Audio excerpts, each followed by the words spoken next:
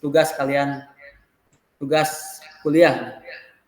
Dan kebetulan saya bagian Google Form, ya. Kita akan perkenalkan secara umum Google Scholar, Google Scholar. Mungkin teman-teman udah nggak asing lagi apa itu Google Scholar karena mungkin udah menjadi makanan di setiap penugasan makalah. Dari mulai semester 1 udah dikenalkan, dan mungkin saya hanya akan menjabarkan secara umum apa itu Google Scholar. Nah, apa itu Google Scholar? Google Scholar ialah fitur yang ada di Google yang dapat kita gunakan untuk mencari penelitian referensi yang dengan database yang sangat lengkap. Ya, apa sih bedanya sama Google biasa? Tentu sangat beda. Ya, kalau misal kita cari di Google biasa, kita misal mencari tentang hadis, tentu hasilnya itu Google akan menampilkan secara acak. Jadi tidak yang kita cari. Jadi contoh misal hanya menampilkan definisi atau misal menampilkan bagian-bagian. Jadi kurang tepat. Tapi kalau kita misal menggunakan Google Scholar, ya Google Scholar juga produk Google itu akan menampilkan sejumlah database yang menyimpan beberapa artikel ilmiah yang mana itu udah dipublikasi dan tentunya akurat, ya, akurat. Nah, di PPT teman-teman boleh lihat perbedaan utama antara Google biasa dan Google Scholar adalah dari cakupan penelusuran. Google menelusuri seluruh web dan hasil yang muncul biasanya kebanyakan artikel dari berbagai redaksi. Jadi umum. Nah, sedangkan Google Scholar hanya akan menelusuri artikel jurnal, ya, akademis. Jadi di Google Scholar nanti akan ditampilkan jurnal-jurnal akademis. Kemudian Google Scholar itu mencari repositori dari penerbit universitas dan situs web ilmiah. Jadi kalau teman-teman membutuhkan sebuah argumen atau kutipan dari jurnal, nah itu sangat bagus Anda mencari ke Google Scholar, dan di situ akan menampilkan apa yang kita cari. Seperti yang tadi misal mencari tentang tafsir Al-Qur'an, di situ akan tampil jurnal-jurnal tentang Al-Qur'an termasuk penerbit, kemudian universitas, tahun penerbit dan lain sebagainya. Lalu kemudian Google Scholar itu menyingkirkan materi dari perusahaan, organisasi non-akademis, dan dari individu. Nah, selanjutnya pengenalan kutipan. Nanti setelah memasuki Google Scholar nanti akan ada penampilan seperti ini. Yang pertama ada MLK, gaya standar untuk memformat paper dan laporan-laporan di beberapa sekolah dan kampus or college. Style ini dikembangkan oleh The Modern Language Association MLA yang merupakan organisasi studi bahasa dan sastra. Nah, yang kedua ada EPA style, merupakan gaya atau model pengutipan dan perujukan citation style atau referencing style dalam penulisan ilmiah yang dikembangkan oleh American Psychological Association atau EPA. Sedangkan ICO 690 merupakan sebuah standar internasional ICO untuk pengutipan kepustakaan dalam berbagai macam dokumen, diantaranya dokumen elektronik, dan menentukan elemen yang dapat dimasukkan dalam referensi bagi dokumen yang diterbitkan. Nah, saya menjabarkan pengenalan menu. Nanti ada menu kiri atas, bagian atas, pojok kiri bagian atas itu ada beberapa menu. Kalau kita klik, nah ada 4 di sini. Ada profile saya, kemudian ada koleksiku, ada metrik, notifikasi. Nah, nantinya akan kita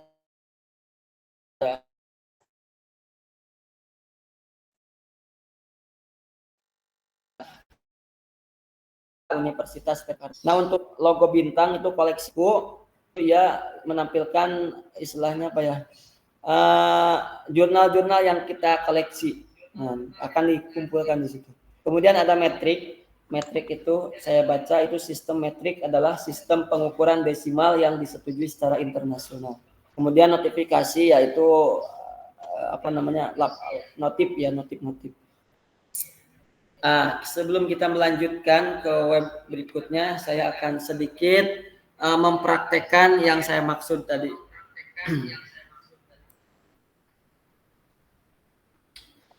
Pertama-tama kita masuk ke Google dulu. Kebetulan saya menggunakan laptop, jadi harus membuka Google Chrome.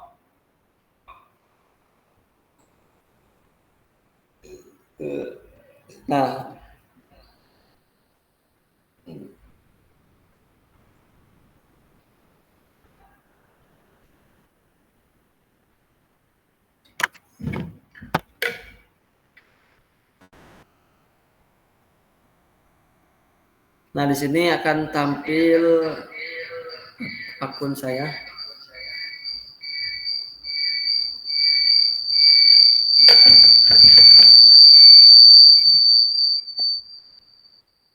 Nah,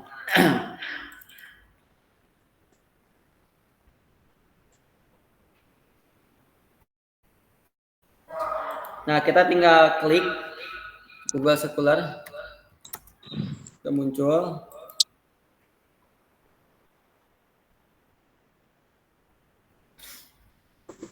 Nah, kemudian akan menampilkan seperti ini. Kita klik aja Google Scholar.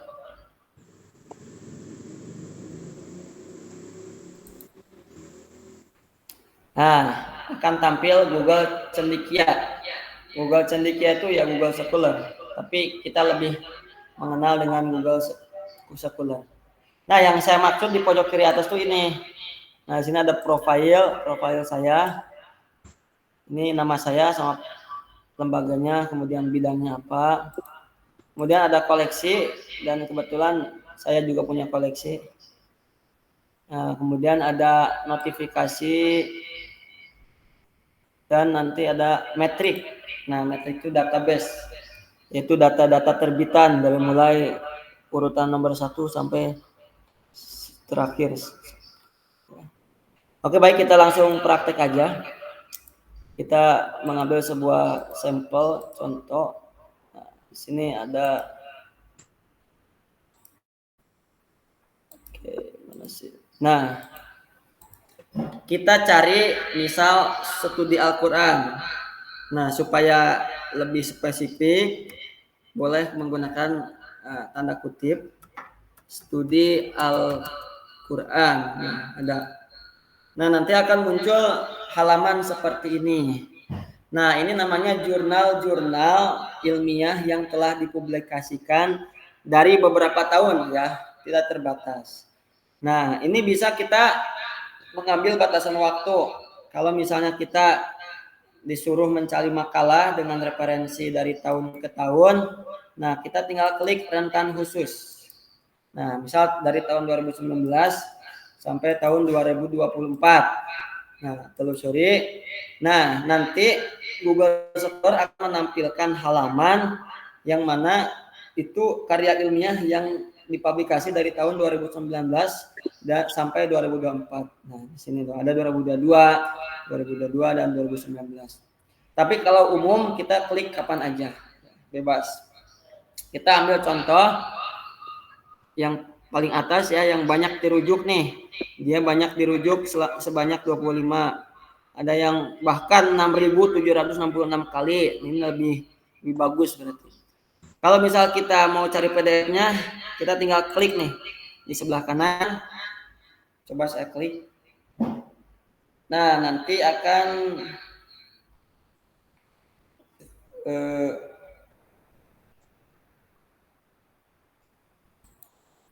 tampil seperti ini.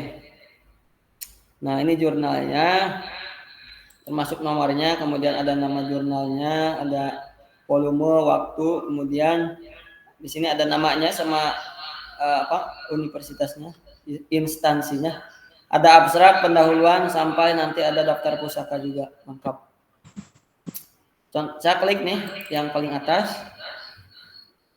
Nah, di sini akan menampilkan halaman seperti yang digambar. Teman-teman boleh lihat. Nah, di sini hanya ditampilkan abstraknya doang ya. Tidak dengan isinya. Jadi kalau misal mencari isinya, Anda tinggal download aja PDF yang tadi saya udah praktekkan. Nah, ini ada persentase unduhan sebanyak berapa kali diunduh. Ya, ini halaman luarnya. Ya. Mungkin seperti itu. Jadi manakala teman-teman misal mencari referensi dari untuk sebuah makalah, boleh nih, bagus di Google Scholar. Ya, misal tugas IT atau tugas hadis, tugas Al-Quran. Jadi boleh dicari di sini. Ini sangat cocok untuk menunjang perkuliahan teman-teman. Ya. Mungkin gambaran umumnya seperti itu ya teman-teman. Mohon maaf apabila ada kekurangan ya.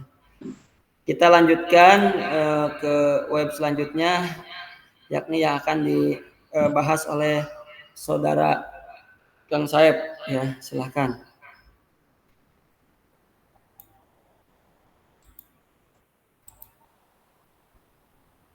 Silakan Kang. Boleh tampilin itunya Kang, presentasinya.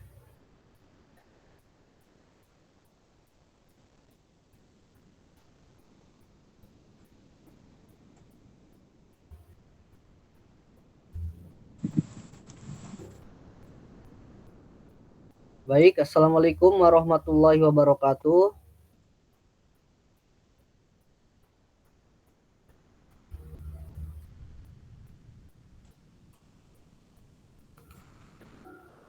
Web yang kedua yang akan saya bahas di sini yaitu Google Form. Apa itu Google Form? Google Form adalah aplikasi administrasi survei yang termasuk suite kantor Google. Google Drive bersama dengan Google Dokumen, Google Sheet, dan Google Slides. Google Form ini juga berfungsi sebagai aplikasi untuk membuat formulir berbasis web dan mengumpulkan jawaban secara online dan real time. Jadi nanti pas kita isi jawabannya itu, nanti di situ langsung ketahuan jamnya jam berapa, tanggalnya tanggal berapa, di situ ketahuan pas kita langsung isi. Terus Google Form juga bisa digunakan untuk berbagai tujuan pengumpulan data. Nah, itu yang tadi ya. Dan Google Form juga terkenal digunakan sebagai kuesioner online untuk melakukan survei. Terus keistimewaannya yaitu aplikasi ini sangat mudah digunakan meskipun bagi pengguna pemula. Dan Google Form ini gratis ya, dan tidak ada biaya untuk menggunakan produk tersebut. Jadi Google Form ini sangat membantu pada saat mungkin nanti kita membuat jurnal atau karya ilmiah yang membutuhkan responden suatu tempat atau kelompok lah gitu. Apakah mereka puas atau tidak puas, di situ nanti ketahuan. Mungkin selanjutnya, nah di sini ada tutorial penggunaannya, yaitu langkah pertama kita seperti biasa kayak membuka Google pada umumnya, yaitu membuka Google Form. Terus kita terlebih dahulu mengisi akun. Terus kemudian di situ ada berbagai template yang bisa kita gunakan dan menarik tentunya ya. Selanjutnya, nah di situ nanti ada tampilan seperti kayak formulir gitu. Nanti di situ kita isi isi apa yang kita butuhin buat nanti yang kita survei itu apa. Dan di situ nanti ada pilihan ganda, ada jawaban singkat, terserah gimana apa yang kita mau gitu, dan apa yang kita nanti fungsikan. Mungkin tanpa berlama-lama saya akan coba buat langsung praktek ya. Di sini saya akan coba membuat tutorial ya. Ya, langsung praktek biar lebih paham.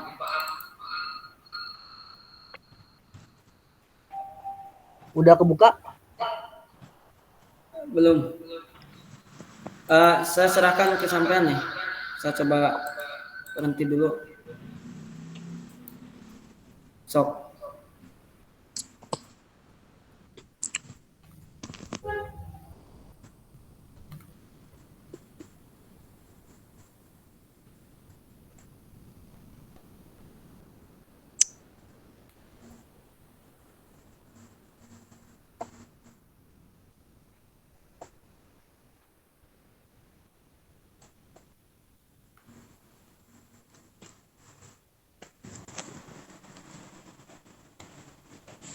Udah kebuka belum ya?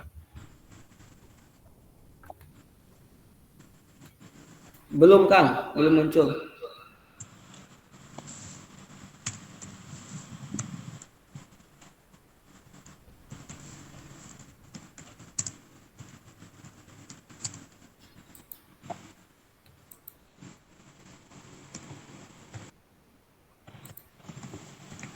Udah ya? Udah, sip. Nah, di sini kita coba buka Google Form.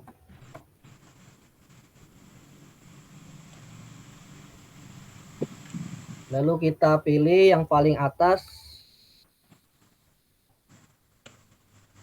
Lalu selanjutnya ini tampilan Google Form. Kita pilih yang formulir kosong. Nah, di sini seperti yang tadi saya jelasin ya. Di sini kita banyak pilihan-pilihan, ada pertanyaan, jawaban, ada setelan, ada tema juga yang nanti akan kita pilih. Banyaklah fitur-fiturnya. Nah, di sini saya coba akan membuat apa ya? Membuat survei mungkin ya.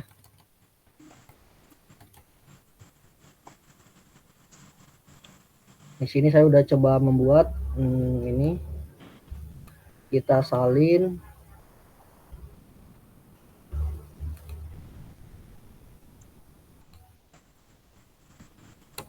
Nah, di sini saya coba membuat survei tentang penilaian mahasiswa PTIK terhadap transportasi umum di sekitar kampus. Nah, di sini deskripsi itu kita menjelaskan lebih detail ya. Misalnya berapa mahasiswa sih yang akan kita survei atau berapa lama yang akan kita survei, nanti bisa kelihatan kurun waktunya itu dari waktu kapan aja atau berapa mahasiswa aja gitu. Di sini saya coba survei.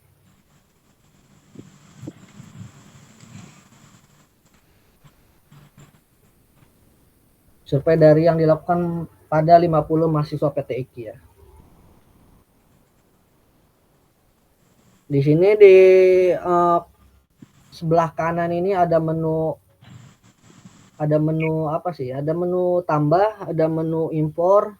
Di sini ada teks juga apa yang kita mau pilih, terus kita bisa menambahkan gambar, bisa menambahkan video, dan terakhir bisa menambahkan bagian. Kita coba, kita tambahkan pertanyaan. Nah, di sini ada, coba kita buat pertanyaan apa ya? Misalnya ya,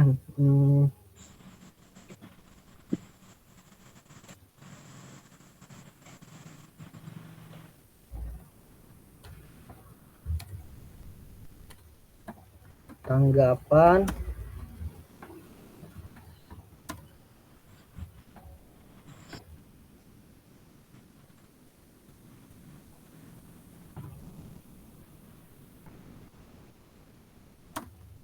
sini coba kita pilih kontak centang. Nah, di sini ada opsinya kita bisa buat gimana tanggapan mereka terhadap penilaian transportasi umum di sekitar kampus. Di sini saya akan coba berikan opsi sangat puas. Kita tambahkan lagi puas,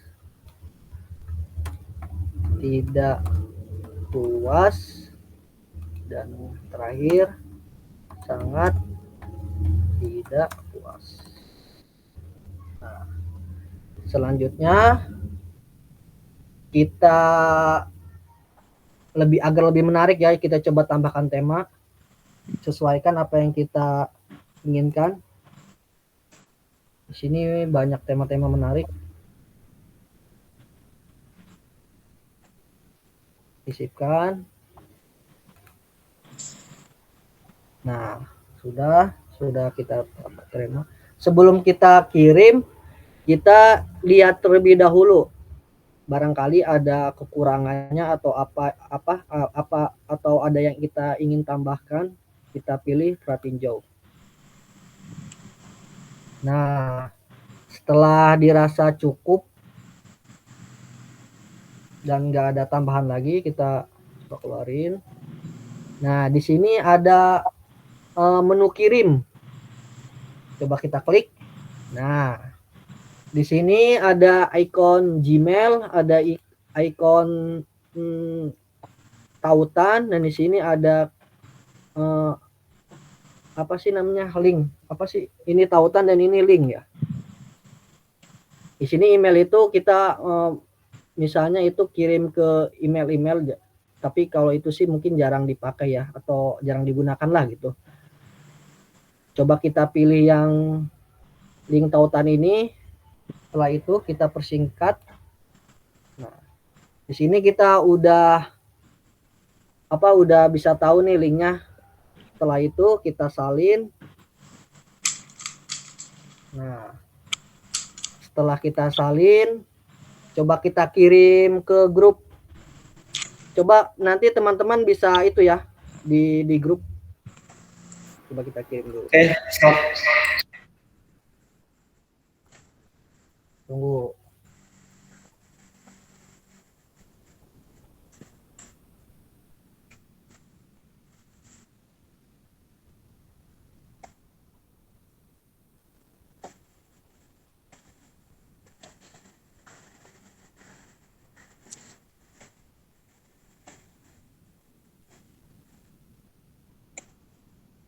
Nah, udah saya kirim tuh ya teman-teman.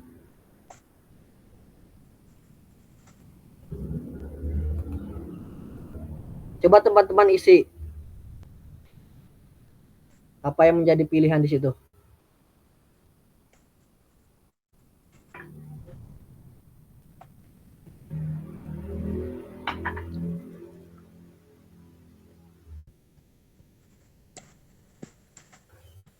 Nah, sudah ya?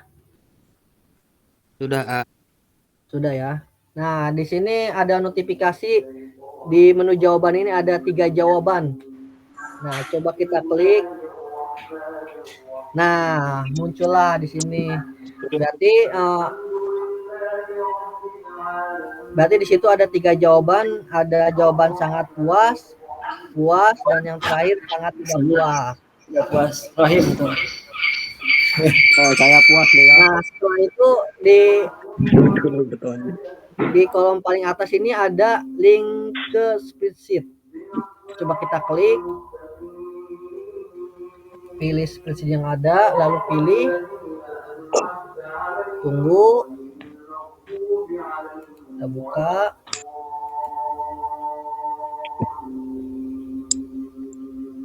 Nah, di sini muncul ya jamnya, jam berapa, tinggalnya. Jadi yang saya jelasin yang di awal itu ini data real time dari hari itu juga gitu. Nanti ini sangat membantu ya teman-teman pada saat mungkin teman-teman nanti membuat jurnal atau karya ilmiah atau apalah gitu yang kedepannya mungkin membutuhkan suatu responden atau tingkat kepuasan atau survei. Nah, ini sangat membantu sekali ya. Betul, Bang. Untuk nantinya penugasan kampus. Mungkin itu aja, cukup sekian apa yang saya berikan. Saya kembalikan lagi kepada moderator, silakan.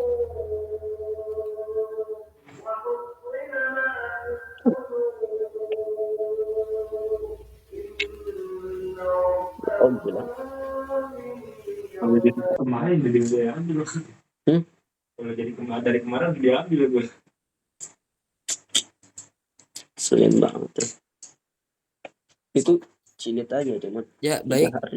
Kita beranjak ke domain otoritatif atau penunjang yang ketiga.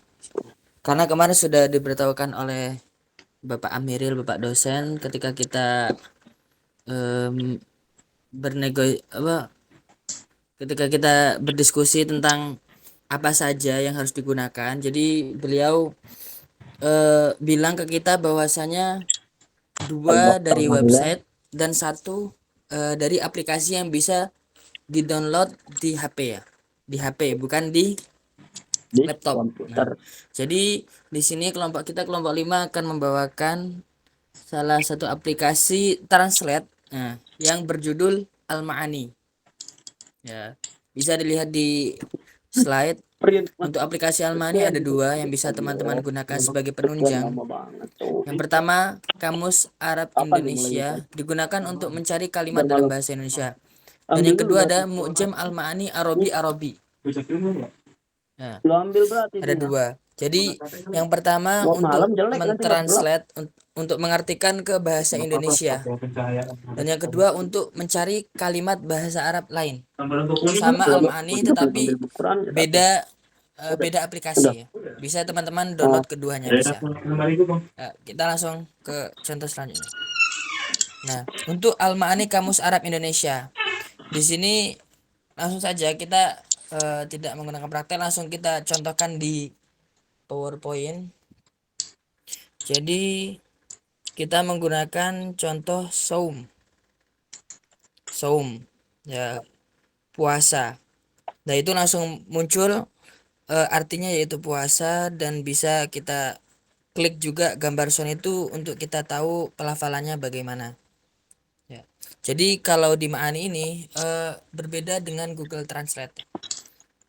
Lebih spesifik di Al-Ma'ani. Ketika teman-teman biasanya menggunakan aplikasi translate bahasa Arab di Google Translate, itu berbeda dengan translate di Al-Ma'ani. Jadi di Al-Ma'ani ini teman-teman bisa lebih spesifik. Sigoh, tasrif, istilahinya itu jelas semuanya.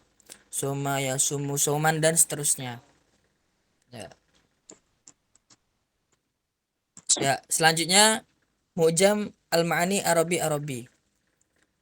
Sama, kita menggunakan, ini sudah berbeda aplikasi, dan kita juga menggunakan kalimat yang sama, yaitu saum. Ya.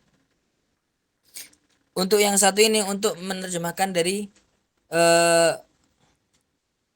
ke Arab lainnya. Ketika kita menggunakan contoh yang sama yaitu saum, yang sudah kita tahu tadi di bahasa Indonesia artinya adalah berpuasa. Ketika kita mencari di Mu'jam Al-Ma'ani Arabi ini, jadi menjadi makna kalimat Arabiah yang lain. Nah, bisa kita lihat di contoh, bisa bermakna imsak, ihjam, dan seterusnya. Imtina. Ya, begitu. Jadi untuk di APK Al-Ma'ani ini, teman-teman tidak bisa satu kalimat ya. Hanya bisa satu kata-kata saja. Hanya bisa satu kata. Dan itu lebih spesifik dibandingkan teman-teman biasanya menggunakan Google Translate untuk bahasa Arabnya. Dan di APK Al-Ma'ani ini juga bisa bahasa lain selain bahasa Indonesia. Bukan hanya di bahasa Indonesia. Jadi Arab ke Portugis, Prancis, Spanyol, Melayu, dan sebagainya. Ya, saya kira penjelasan Al-Ma'ani cukup. Nanti kalau teman-teman ada pertanyaan lain bisa menanyakan langsung ke kelompok kita dan sebagainya. Baik, alhamdulillah presentasi kita pada sore hari ini sudah selesai. Semoga ilmu yang kita dapatkan bermanfaat, dan sangat sayang sekali presentasi kami yang 30 menit ini jika tidak kita aplikasikan di kehidupan kita nanti. Mungkin itu saja dari kami kelompok berapa? 5. Kelompok 5. Sekian, assalamualaikum warahmatullahi wabarakatuh. Waalaikumsalam warahmatullahi wabarakatuh.